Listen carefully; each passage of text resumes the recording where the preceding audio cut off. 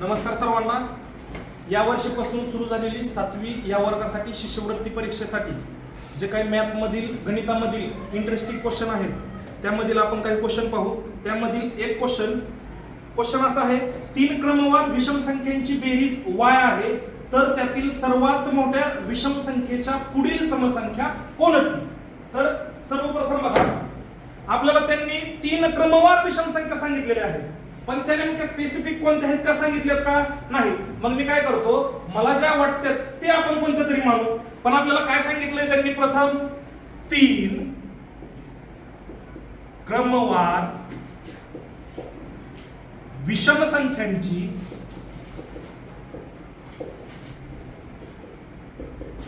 बेरीज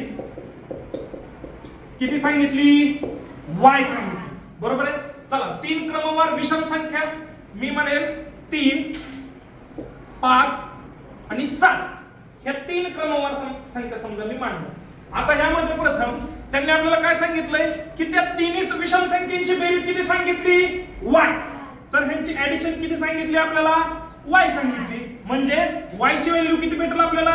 y 7 + 3 + 5 किती भेटेल?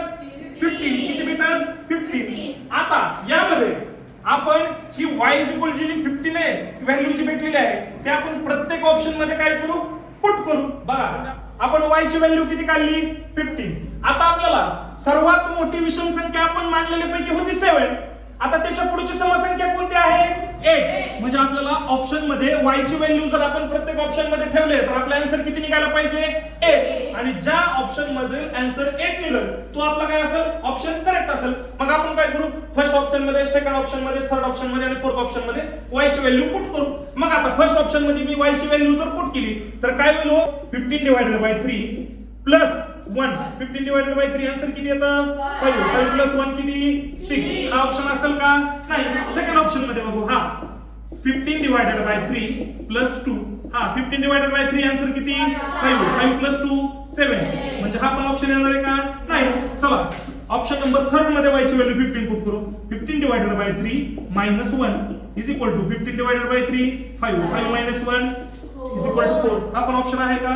नाही. Fourth option. आता काय ऑप्शन फोर्थ हा आपला काय असेल? करेक्ट असेल. पण तरी पण आपण व्हॅल्यू पुट करू. हा y ची व्हॅल्यू किती पुट करायची? 15. 15/3 + 3. 15/3 3 5 = 15. म्हणजे किती आन्सर होईल? 5. 5 + 3 म्हणजे आन्सर आपलं कुठलं करेक्ट असेल? Option number 4. ओके.